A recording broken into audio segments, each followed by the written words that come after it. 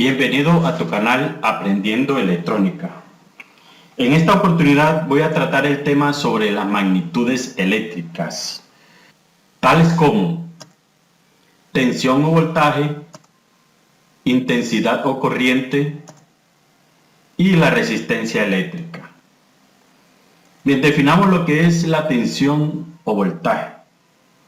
El voltaje es el trabajo por unidad de carga realizado por el campo magnético sobre una partícula para moverla de un lugar a otro. Su unidad de medida es el voltio, que se denomina con la letra V, y su instrumento de medida es el voltímetro. Bien, para que comprendas mejor lo que es la tensión o voltaje, te lo voy a explicar con esta animación que ves acá, la cual es un generador de energía eléctrica que está compuesto por dos bobinas, una A y una B, un imán permanente que es movido imaginariamente por un motor a gasolina, ¿sí? Acá podemos seleccionar sus RPMs. La energía producida por este generador alimentará esta bombilla. Esta lupa que ves acá nos permitirá de forma también imaginaria visualizar el movimiento de los electrones en este conductor, ¿sí? Bien. Inicialmente te voy a explicar cómo es que funciona un generador de corriente eléctrica, energía eléctrica, también puede decir.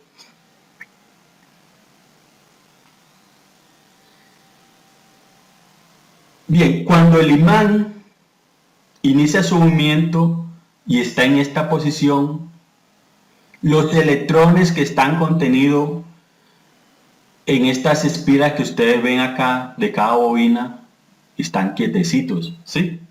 No se mueven. Pero cuando el imán comienza a moverse, ¿sí? Comienza a moverse, el campo magnético de él comienza a atravesar a esta bobina, la bobina B. El campo magnético del polo sur del imán, ¿sí? Para hacerle más claro, comienza a atravesar la bobina B. En ese mismo instante, el campo magnético norte del imán comienza también a atravesar la bobina A. ¿Qué sucede en estas dos bobinas? Los electrones contenidos acá en estas espiras, ¿sí? son desplazados hacia acá. ¿Ok? Pero también en ese mismo instante, los electrones contenidos acá en estos espirales de la bobina A también son desplazados hacia acá, hacia la bobina B. Entonces, ¿qué tenemos? Que los electrones de B pasan a A y los de A pasan a B en el mismo instante, ¿ok? Cuando el imán se encuentra en esta posición, nuevamente hay un equilibrio, ¿sí? No hay flujo de electrones. Cuando el imán se desplaza o se mueve nuevamente a la posición que teníamos anteriormente, ¿sí? Al desplazarse hacia acá, el polo norte del imán, y hacia acá el polo sur del imán, ¿qué tenemos? Obviamente el mismo flujo de electrones, pero esta vez el flujo se invierte. Entonces, los electrones de la bobina B pasan a A y los electrones de la bobina A pasan a B. Bien, este ciclo o este movimiento de electrones es repetitivo, ¿sí? Lo que genera un movimiento oscilatorio, ¿sí? Que es el que normalmente nosotros vemos por ahí en los osciloscopios en forma de seno. ¿Correcto? Bien, entonces miremos a ver, arranquemos la simulación de este generador, que iniciémoslo acá con el botón Start y miren lo que sucede. ¿Sí? Acá vemos a través de la lupa, vemos el movimiento de los electrones. Obviamente esto en la vida real no sucede, acá tendríamos una cantidad de electrones, pues y mucho menos lo podríamos ver, pero lo coloco de esta forma, o he diseñado esta simulación de esta forma para que te imagines cómo es el movimiento de los electrones, ¿sí? Es un movimiento oscilatorio, ¿sí? Que es muy dependiente a la velocidad del imán, este movimiento, ¿sí? Eso es lo que normalmente se le llama frecuencia. Perfecto, entonces bien, acá vemos el movimiento de los electrones, que es ocasionado por el campo magnético que atraviesa las bobinas. Este campo magnético produce un trabajo que a su vez mueven las partículas o electrones contenidos acá. Entonces, como el voltaje es dependiente de este trabajo, entonces para aumentar este voltaje, ¿qué necesitaríamos? Hombre, sencillo, aumentar este trabajo realizado por el imán permanente, ¿sí? Ese trabajo lo aumentamos ¿cómo? Sencillo, incrementando las RPM. Acá está. Al incrementar las RPM, bueno, aumentamos el trabajo y se aumenta la velocidad con que se desplazan los electrones. Bien, pasemos a definir lo que es la intensidad o corriente. La intensidad o corriente es el flujo de electrones, escucha bien, es el flujo de electrones que atraviesan un conductor en unidad de tiempo. Le repito, es la cantidad de electrones que atraviesan un conductor por unidad de tiempo. Este movimiento de electrones genera un campo magnético. Este campo magnético es muy aprovechado por los electroimanes y transformadores eléctricos. La unidad de medida de la corriente eléctrica es el amperio, que se denota con la letra A. Y su instrumento de medida es el amperímetro. ¿Sí?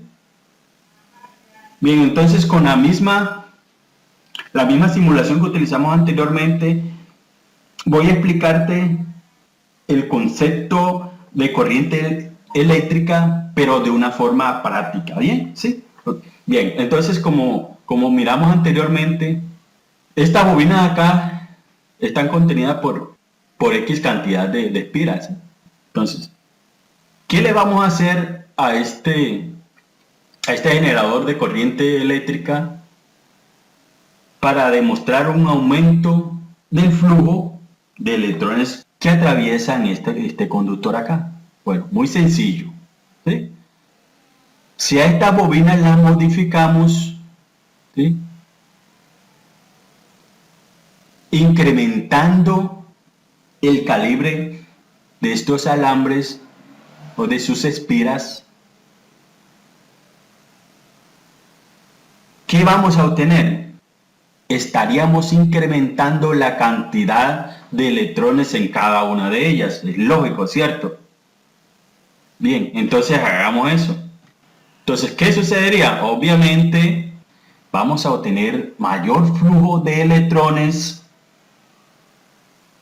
atravesando este conductor. Es lo lógico, ¿sí? Entonces miremos a ver, ¿sí? Acá te lo represento. Con el mismo campo magnético, ¿sí?, vamos a obtener el mismo voltaje porque son la misma cantidad de espiras, pero a su vez vamos a obtener mayor cantidad de flujo a través de sus conductores. Perfecto, esto es lo que es la corriente eléctrica. La cantidad de electrones que atraviesa un conductor por unidad de tiempo. Bien, ahora pasemos a definir lo que es la resistencia eléctrica. La resistencia eléctrica es la oposición que tiene un material al flujo de electrones a través de él. Su unidad de medida es el ohmio, que se representa con la letra omega, y su instrumento de medida es el ómetro u ohmímetro. La resistencia de un material se calcula con la siguiente fórmula, donde P es el coeficiente de proporcionalidad o la resistividad del material a 20 grados centígrados. L es la longitud en metros y S es el área de la sección transversal del mismo, dada en milímetros cuadrados. Bien, haciendo un análisis de esta fórmula, tenemos que la resistencia es proporcional a la longitud del material e inversamente proporcional a la longitud del mismo. Es decir, que entre más largo sea un conductor, pues mucho mayor va a ser su resistencia. Y entre más corto sea el conductor, mucho menor va a ser su resistencia. Bien, y por último, pasemos a mirar una animación de lo anteriormente expuesto. ¿Sí? Para ello, vamos a simular un resistor. ¿Sí? Este es el cuerpo del resistor, este es el área de mayor resistencia del mismo, el cual va a ser atravesada por los electrones. Bien, miremos a ver qué pasa. Sí, como podrás observar, la cantidad de electrones que intentan pasar por esta área son muy pocos. Si acá vemos muchos electrones intentando pasar y acá en su salida vemos pocos electrones, ya que este material no permite que todos estos electrones que intentan pasar por acá lo hagan. Entonces, ¿qué pasa? Que estos electrones acá se quedan como atascados, ¿sí? Intentando pasar, y eso es lo que genera calor en los resistores. Y por eso es que tú ves de pronto que hay resistores de alta potencia que generan calores por esto, la gran cantidad de electrones que hay acá intentando pasar, ¿sí? Pero como no pueden, lo que hacen es que esta energía se disipa en calor. Bien, esto es todo lo que quería compartir con ustedes en este video. No me resta más darte las gracias por visitar mi canal, que también es tu canal. No te olvides en suscribirte a mi canal para que reciba notificación cada vez que monte un video nuevo.